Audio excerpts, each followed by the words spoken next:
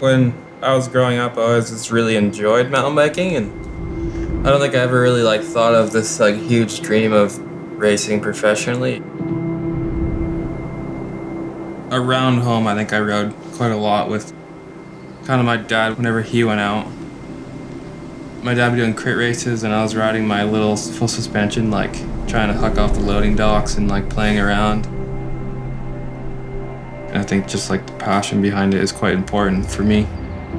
Enjoy doing it, or I don't think I'd be here racing bikes for sure.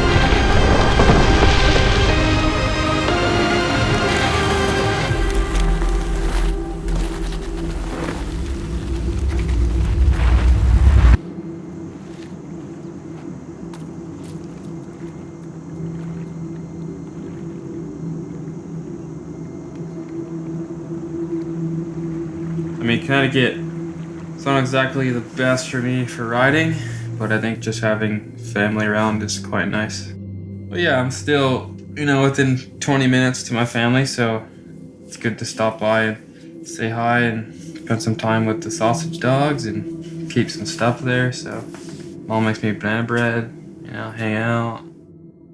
I feel like for me, I did a lot of what I enjoyed when I was younger when it came to riding. Me and my dad used to make wooden bridges or seesaws in the yard. So either riding over those, hucking off the stone wall, and I would hit 2 corners up the hill, come bombing down to the driveway, and had a 180 berm, and try and not slow down and see if you could make the corner. That was fun. When I went to my first World Cup, it was kind of a weird experience, being on track and kind of always looking behind you. Holy shit, I'm on track with the fastest racers in the world, and it was quite nerve-wracking. I did well in Junior World Champs in 2013, but I didn't necessarily love racing that year. At least I won Worlds, so I made up for it, I guess. I was alright, screw it, try something different. I mean, for me it felt right, but I think it is weird when people see, oh hey, someone just won Junior World Championships, they have a good future in the sport, but then they decide to go a totally different direction with Enduro. I think the comment was, oh, did Yeti force you into Enduro? I think people still ask that. At home, I mainly rode my trail bike anyways, because we don't have downhill trails out our back door, so it seemed like a natural thing to try and do, and decided to make the change, and also could stay with, Shawnee and Jared and stuff, and ride with them.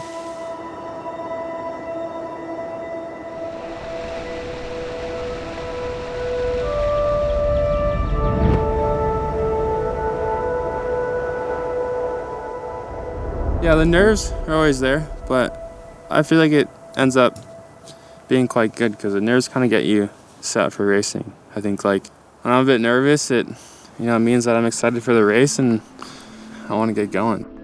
There's always such a good feeling mid-stage when you've already been racing for 10 minutes and you're flowing well and attacking. And when you're here in 19, I caught my 30-second guy and we caught his 30-second guy, so I kind of knew that we were both on a good lap.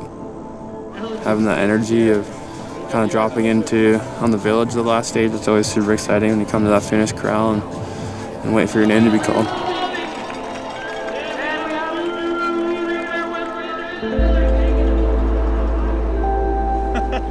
I've known Richard since 2011, so 11 years, almost half his life.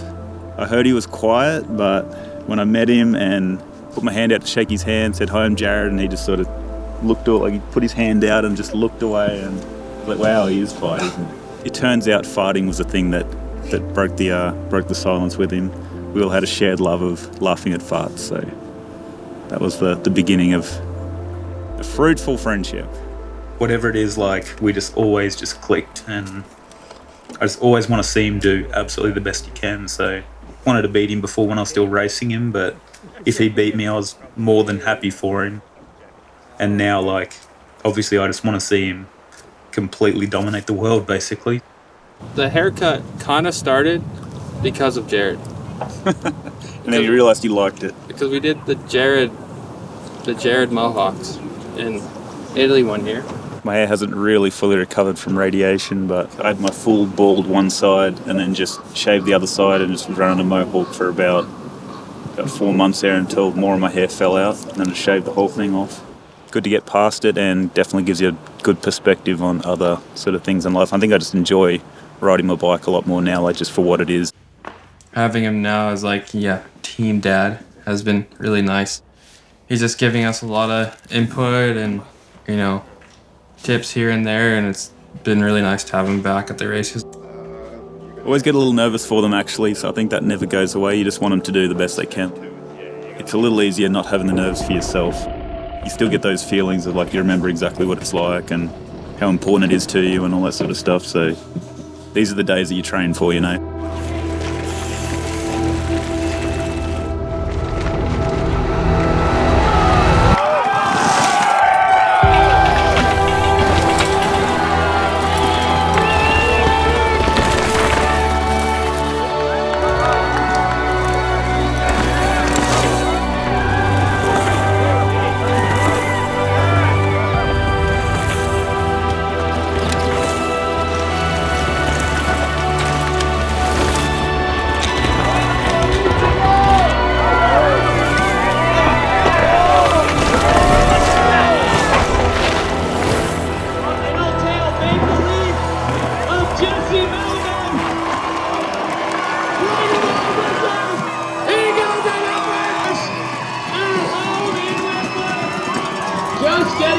Richie has a flat out on the track. So Jesse Melliman taking the win. The Canadian flag sleeve on his arm was an unserious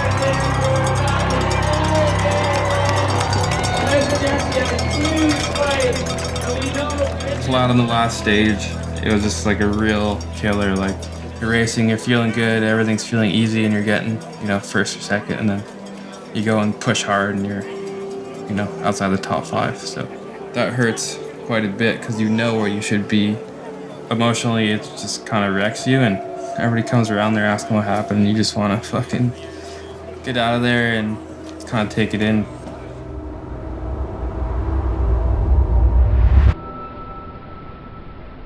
I mean, I think we've seen glimpses of it before. Like, his absolute potential is complete domination. I've never seen anyone as just talented on the bike, and his drive, he wants to learn about all aspects to be absolutely the best he can be. So the future holds whatever Richie wants. I got no doubt he's going to win another world enduro title.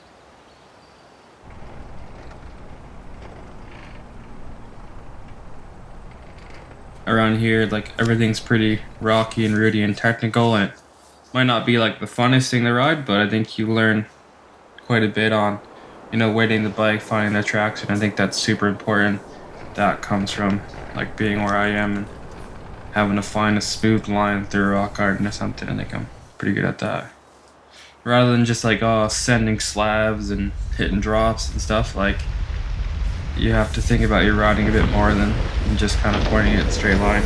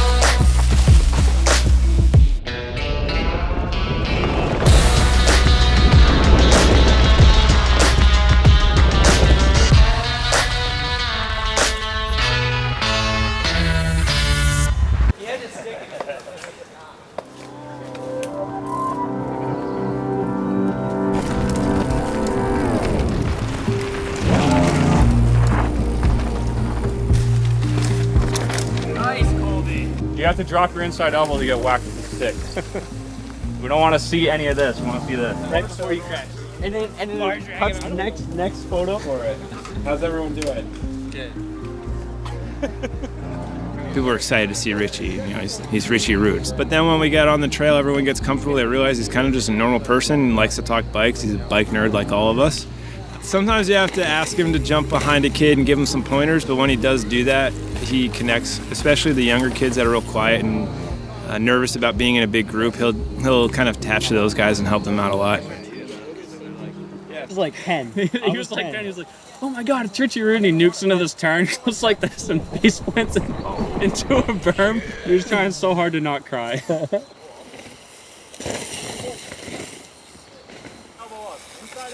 Always a beginner, really. One thing that did it for me is I just built a little rut somewhere on the trail and hit it 20 times and had fun trying to do it. Haters talking to me, tell them pipe down. Or it's lights out, zeros on the debit, baby, all I do is swipe now. Gucci sweater 5,000, stunning, buzzing. I be going up, no ceiling. Wow, ballin', running. To the paper, I'm peeling out. They gon' know me as legendary. You in the stands, I ain't need no commentary. If you the competition, you gon' get buried. I don't cheat on the game, we getting married. Yeah. They gon' know me as legendary. You in the stands, I ain't need no commentary. Ain't no option, ain't no secondary. I just throw it up like a Hail Mary. Can't pass anyone or get passed. Well, I'm fucked.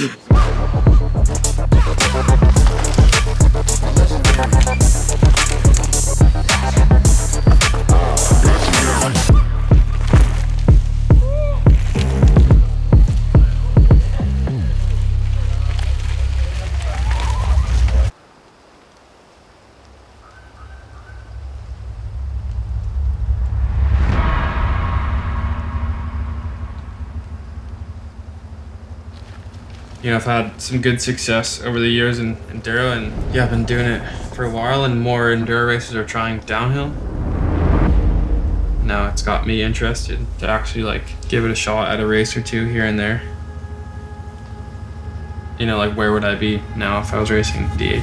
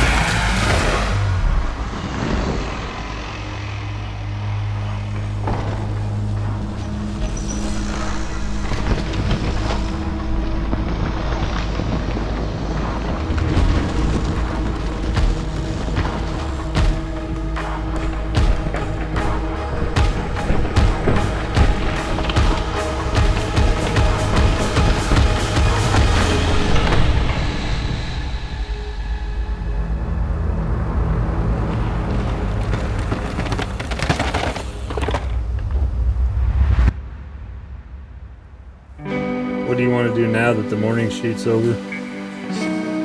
I'm gonna go hit the coffee shop, you know, vibe out, chat, jib around, get a gluten-free donut.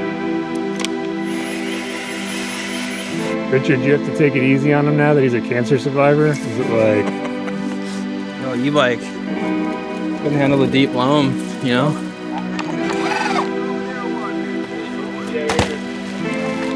Which run deep?